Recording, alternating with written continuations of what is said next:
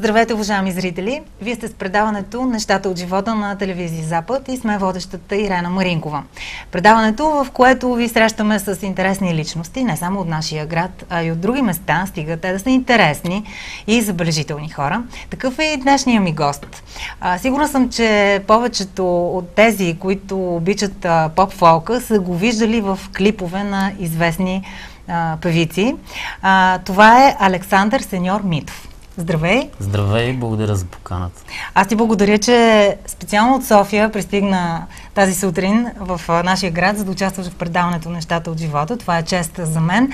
Сигурна съм, че много от зрителките, тези, които много обичат поп-фолка, много ще се зарадват, когато те видят, защото имаш страшно много фенки тук в Кюстендил. А сега, първо за зрителите, които не знаят, нека да кажем, всъщност никой не знае, само аз. Кажи ни от къде си всъщност, къде си роден и от колко време живееш в столицата? Ами аз съм роден в едно малко градче на брега на река Дунав, Лом. Живея в София в момента от 13 години. 13 години си е доста време. Чувстваш ли се като софиянец? Не бих казал, чувствам се като човек, който живее на две места, защото си ходя понякога там и така. Да. Често ли се прибираш в града? Все по-рядко вече имам доста неща, които... Имаш ангажименти. Да. Къде работиш всъщност? Какво се занимаваш? Ами аз се занимавам с различни неща. Основната ми работа е в една фирма, която занимава с микроелектроника. Понякога съм охрана в едни казина. Развивам един сайт заедно с един приятел. И общо взето това е работата ти? Да, и това, което най-много ми харесва е, че снимам се в клипове. Да, сега аз също всъщност с теб се запознахме именно в Фейсбук и така ми направи впечатление, че така в много клипови, то все на най-обичаните поп-фолк певици те снимат. Кажи, как всъщност се случи това от обикновено момче, което е решило да пробва и да продължи живота си в столицата, в големия град, където възможностите са много по-големи от провинцията. Как така се озова на снимачната площадка? Всъщност, кой те откри? Как се случи? Не знам, съдба, може би. Всеки човек си има някаква карма, нещо предначертано за това, което ще му се случва. Специално първият клип, в който участвах, който имах участие, беше на Елена Паришева, песента "Безсрамна". Обади ми се Николай Парванов, по-известен като Ники Китаеца, и ми предложи да участвам в този проект и аз се съгласих, разбира се. Беше много забавно, хареса ми всичко. Как първия път, как ти се стори? Защото все пак много хора се притесняват от срещата първо с камерата. Значи, ако кажа, че не съм се притеснявал, ще излъжа. Там сценична треска и всички тези неща си ги има, много е особено всичко. Прожектори, камери, хора. Трудничко е такова, но свиква се. Имаше ли притеснение нощта преди снимките, така да не можеш да спиш, да се притесняваш? Как ще се справиш? Не спах. Но само преди първия клип, сега вече си спя. След Елена Паришева, с кои други певици си снимал? Не мога да ви кажа точно кой е следващия клип. С Преслава съм снимал, с Андрея.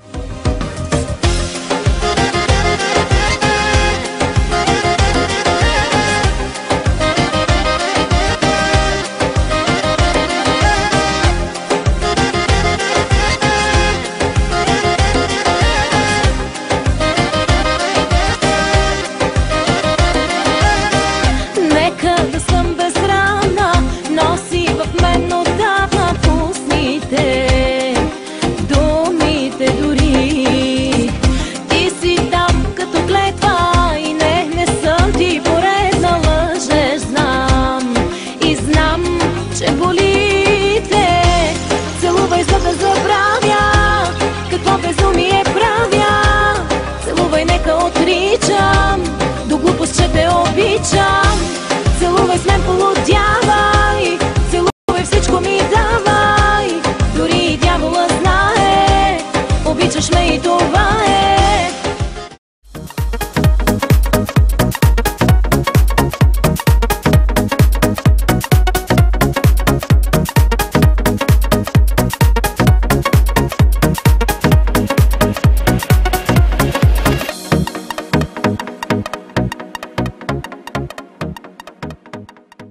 Къде тръпката е кристали.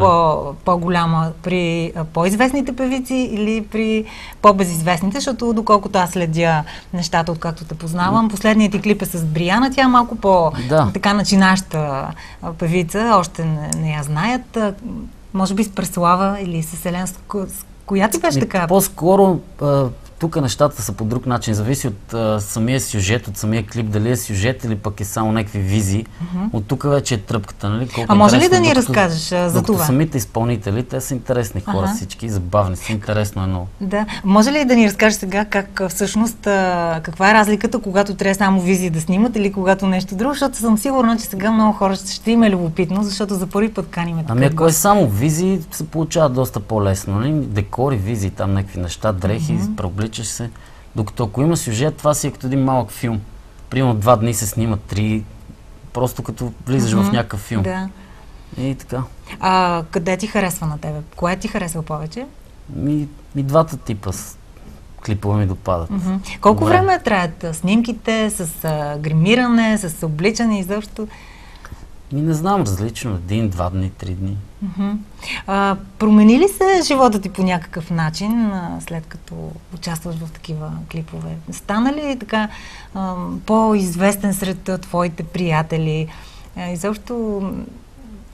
Ако кажа, че не се е променил, ще излъжа. Може би имам повече приятели, повече врагове. Така е.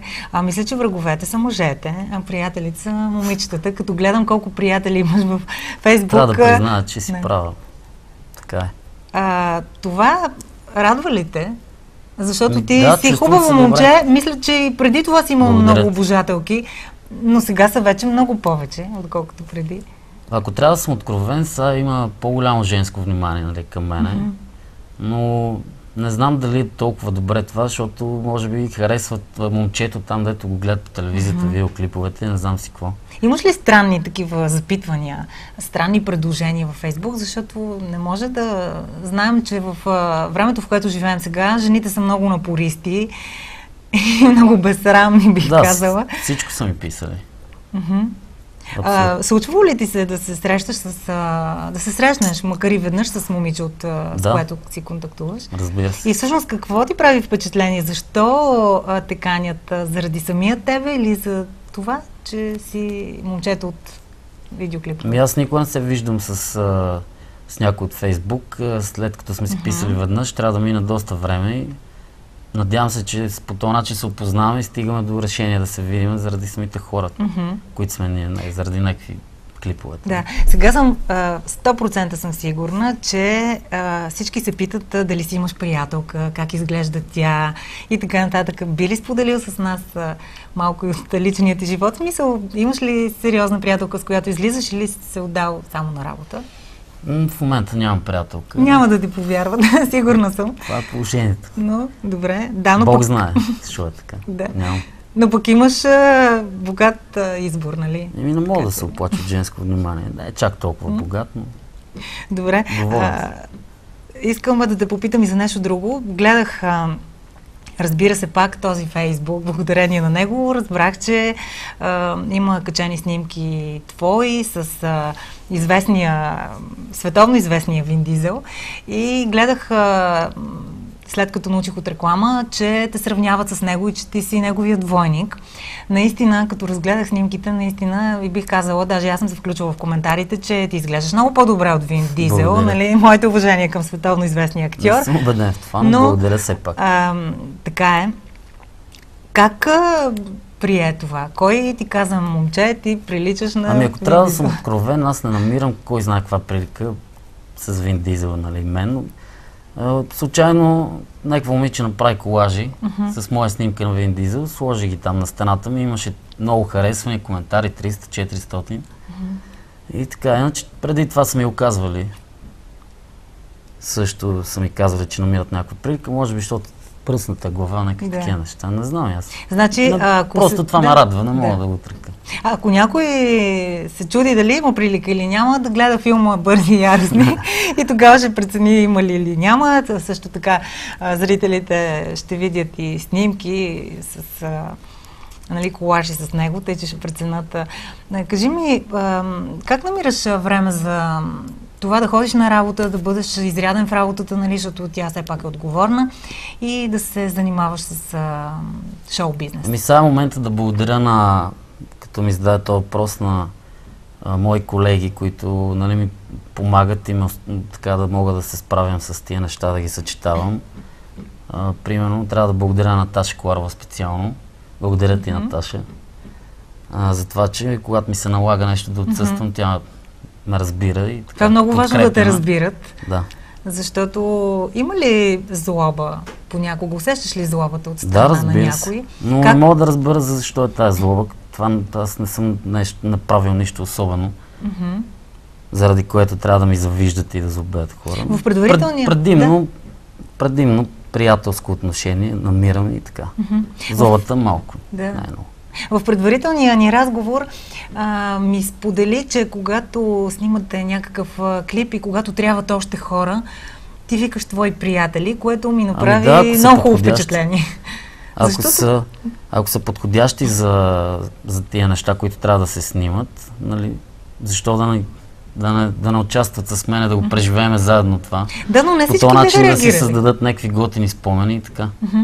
Не всички биха реагирали така. Просто в днешно време, поне моите впечатления са такива, че всеки, когато се добереш до нещо, което може да те направи известен, всеки гледа да си стои самичък и не позволява особено на близките си приятели да се изявяват. Ти си супер странен човек, добър, което може би ще ти помогне. Така, да съм добър човек. Ами, нали знаеш, че има една приказка такава, когато човек е добър, прави добро, получава в пъти. Навярно е така. Дано да е така и да успееш. Кажи ми, така, със сигурност поддържаш по някакъв начин тялото си, защото изглеждаш добре. Благодаря. Не добре, отлично бих казал, доколкото разбирам, имам вкус. Как поддържаш себе си, защото и за това си иска време, тренировки? Аз не съм вманиачен, не съм вманиачен. Просто ходя за спорта ми, самия фитнес ми позволява да забравя за проблемите, за грижите, за нещата, които ме натоварват. Там разпускам, виждам се с определени хора в залата, с които си говорим. Такова забавно е. Един вид някакъв социален живот и така не съм вманиачен, хода просто за плажно тяло. Това е. Има ли значение това как ще изглежда, колко ще са ти напомпани мускулите или плочките, какви ще са ти има корема, да речем при снимането на видеоклипове, защото при различните певци виждаме различни типажи, някои са огромни, други така, са... Да. Как стоят нещата там? Разбира се, има значение. Хубаво е да си атлетичен, ако сцените са малко по-разгорени, секси сцени, е хубаво да имаш хубаво тяло, не може да си космат такъв, дебел някакъв или... Просто няма да се получи. Да. Никой няма да му е приятно да гледа такава визия. Определено има значение. Тези татуировки, кога си ги правил? По различно време. Направил си една и сигурно след това. Да, разбира се. Така ли става? Така става. Така, аз съм чувала, че направиш няма ли да една си след това. остана с тези 100%, ще има още. Така ли? Ще има, да. Добре. Ами, кажи ми, какво искаш да ти се случи още в тази кариера, в която се намираш в момента, това, с което се занимаваш в момента? Имаш ли планове, мечти да се снимаш дори в някой филм, защото може и това да се... да, защо не? Специално за това, ако говорим, наистина много добре се чувствам, живеейки по този начин. Просто много ми харесва този начин на живот и се надявам да имам някакво бъдеще. Кажи ни нещо за хората, с които общуваш на снимачната площадка. Тези звезди, които виждаме, които са толкова готини, които създават настроение на хората и в дискотеките и изобщо... С какво са по-различни от обикновения човек? Те наистина са много готини. При тях липсват битовизмите, тия неща, които по-нормалните хора, работещи някаква редовна смяна там от 8 до 5, тия проблеми, които имат нормалните хора, при те ги няма. И просто по-различно общуването с тях, но са много готини, забавни, интересни, приятно е. На самата снимачна площадка е много забавно винаги и студено. Правил ли си някаква съпоставка, когато си ги гледал тези хора от екрана, не си ги познавал, сега вече ги познаваш, намираш ли някаква съществена разлика в впечатленията ти, примерно от екрана и сега, когато вече ги познаваш съвсем отблизо? Ами да, разбира се. Естествени хора ли са? В смисъл, така, има ли някаква звездомания? Не бих казал, специално на снимачната площадка не се забелязва някаква звездомания и такива неща. Готини хора, нормални хора, интересни хора, забавни. Какво смятат хората в твоя град, когато се върнеш? Със сигурност така им е готино да те виждат. Ами надявам се, че се радват за това, че ме Сестра виждат. ти, кажи за нея нещо. Сестра ми е много готина, много си я обичам. Да. Със сигурност ми се кефи за тия неща и така. Смяташ ли скоро, всъщност скоро няма да бъде ден, но така да създадеш едно семейство, да имаш деца, изобщо нещо, което е неизбежно. Мислил ли си за това или сега в момента на първо място приоритет ти е точно това, което ти се случва? Това ми не съм мислил, честно казано, за семейство все още. Надявам се да срещна подходящия човек и това да се случи. Добре, ако ти предложат, има някаква такава оферта към тебе, да те снимат в някой филм в чужбина и да зарежеш тук всичко, би ли го направил това? Да, предполагам, че ще приемат това предизвикателство. Какво не ти харесва тук в България? Кое те дразни? Има ли нещо, което така те потиска? Всичко ми харесва, аз съм си, тук се чувствам добре. Може би хората трябва малко по-малко да проявяват завистта си. Това е. По принцип си оптимист човек, да. доколкото разбирам. Много ясно. Може ли нещо да те разплаче? Има ли Сигурно, нещо, което да. може да те натъжи и да... Да, много неща ме натъжават. Нормално. Например, какво? Поне едно ни кажи. И предпочитам да не говоря за това. Добре. Кажи, какво мислиш за хората, които с цената на всичко биха направили много неща, някакви поправки по себе си драстични, само и само да бъдат снимани. Например, на тебе, ако ти кажа, че трябва да си пуснеш, да речем, дълга коса. Би ли го направил? Да, разбира се. Защото обикновено ги питам тези дългите коси, дали ще си ги отрежат, дали ще си ги израстат. Това е по-труден вариант. От опит знам, че хората с коси, дълги коси, така, които толкова дълго време отглеждат, така да се каже, да. много трудно се разделят с прическата си. Да. А ти винаги ли си бил... Не, аз съм бил с прически, гелове, всичко, рошев. Така се харесваш ти или така те харесваха? Аз така, след като се постригах първи път, нали, започнаха да ме приличават за Вин Дизел, аз дори не знах кой и така разбрах кой. Да. Ами, добре. Сега друго, не мога да се сетя какво те питам, питахте толкова много неща. Когато се изпълни, нали, във Фейсбук има определена граница, 5000 души, вече край не може. Какво правиме после? Аз съм убедена, че сега много хора, като те гледат, ще искат да научат и нещо повече за тебе, да имат достъп по някакъв начин. Аз докато стигна на тия 5000, има поне още 500 човека. Това е мъничко. Аз съм убедена, че до една седмица ще се попълни бройката. Така че... Едва ли. Но ако случайно станеш, си направо ще Много Facebook. скромен човек си ти. Честно ти казвам, когато те поканих, първо помислих, че няма да се съгласиш да дойдеш. Когато ми отговори, че да, ще дойдеш, бях направо така много превъзбудена. В смисъл, с много... огромно удоволствие приех поканата ти. Предаването ти е супер, ти си супер, няма как да не дойда просто. Ами, добре, аз също за ти мен е благодаря. удоволствие. Аз също ти благодаря. Много се радвам, че така ни разказа интересни неща, сподели с нас от кухнята по време на снимажа на снимки и какво се случва и така, защото много момчета със сигурност искат да са на твоето място. Защото това е много така примамливо. Още нещо, което само искам да вмъкна тук, като стана въпрос за снимки. Изключително удоволствие да се работи с Люси Ларионов. Той е, може би, най-добрият режисьор, който въобще има в България за тия неща, е най-добрия. Да, всички го знаем него.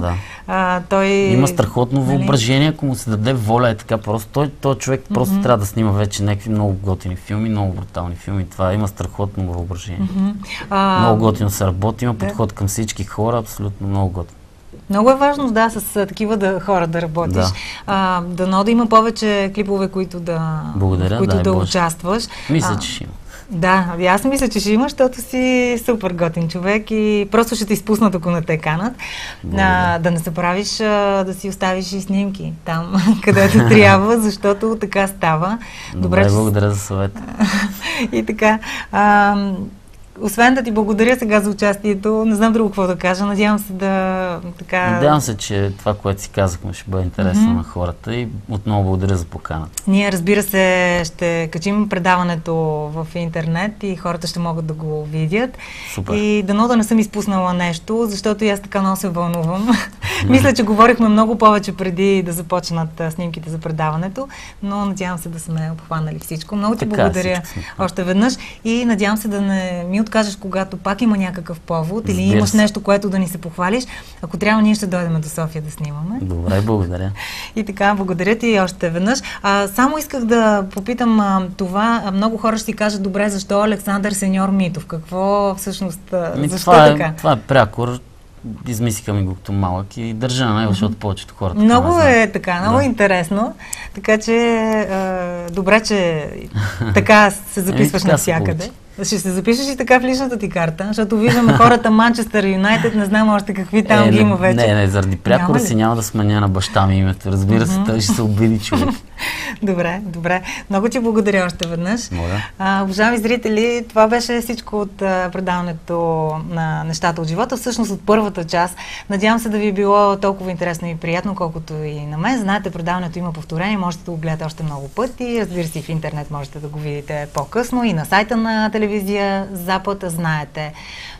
Влизате в Google, пишете TV Запад и виждате всичко, което ви интересува. Сега се разделяме съвсем за мъничко и продължаваме с следващата ни рубрика Салон за красота.